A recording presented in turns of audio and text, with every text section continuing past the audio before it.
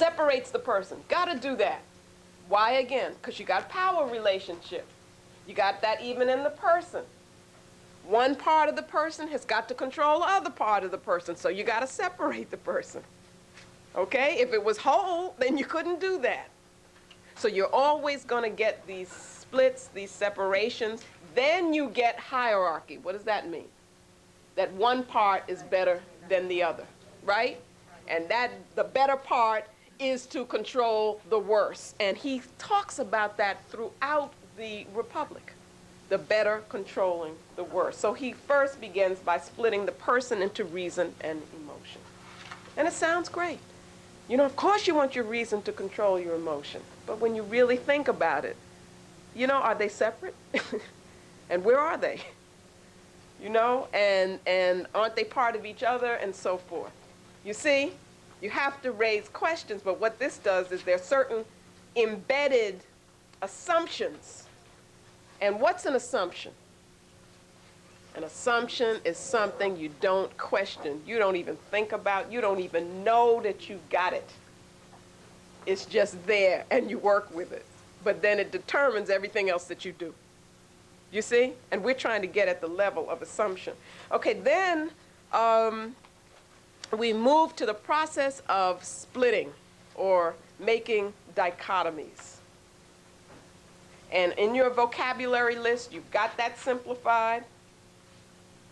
Then you'll see how that will be done.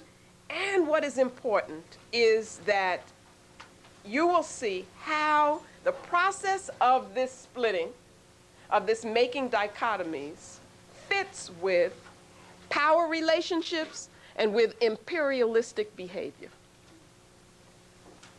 Because you've got to be able to say, these are the objects over which it's okay for us to have control, and over which it's okay for us to have power.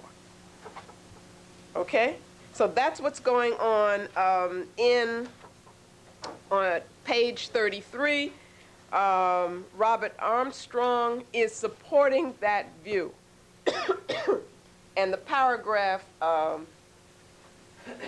towards the bottom on page 33 is supporting that view.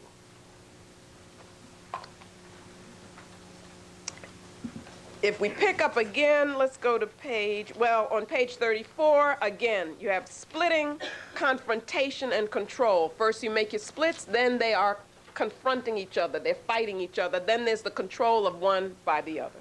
This is in their thought now. Okay, this is how they say we're supposed to think.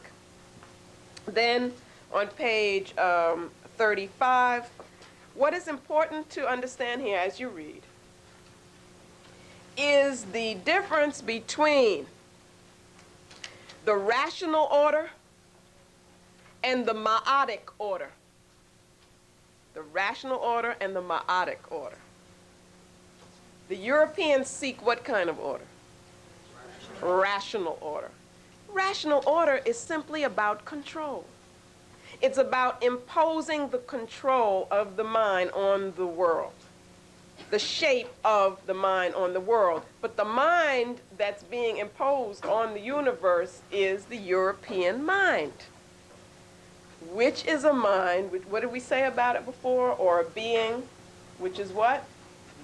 Incomplete, lacking connectedness. So the order that's imposed is one that is not cosmic, is not spiritual, is not ma'atic, because the ma'atic order, the order of ma'at, comes out of the natural makeup of the universe.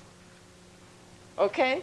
So what they're doing instead is imposing their order. And look back to a chart that you'll have, I think it's H, of the European Asili, where they have to create this rational order so that they can feel in control.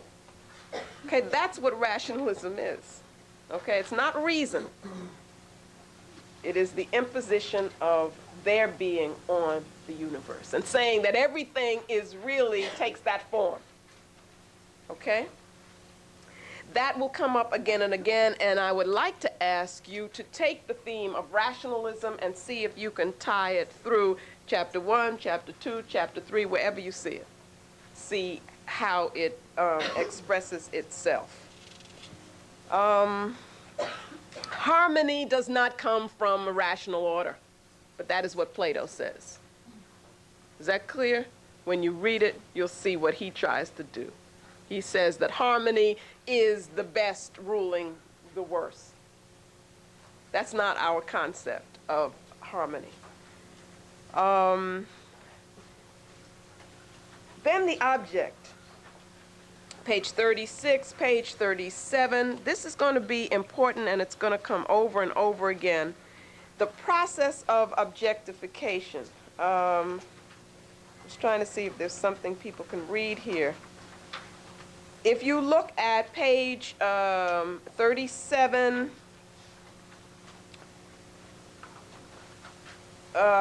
before you come to the quote by Vernon Dixon,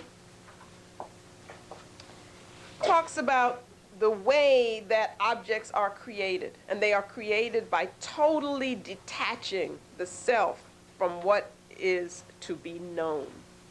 Read the rest of that, and you will understand that process. Begin to understand that process. It comes from a detachment.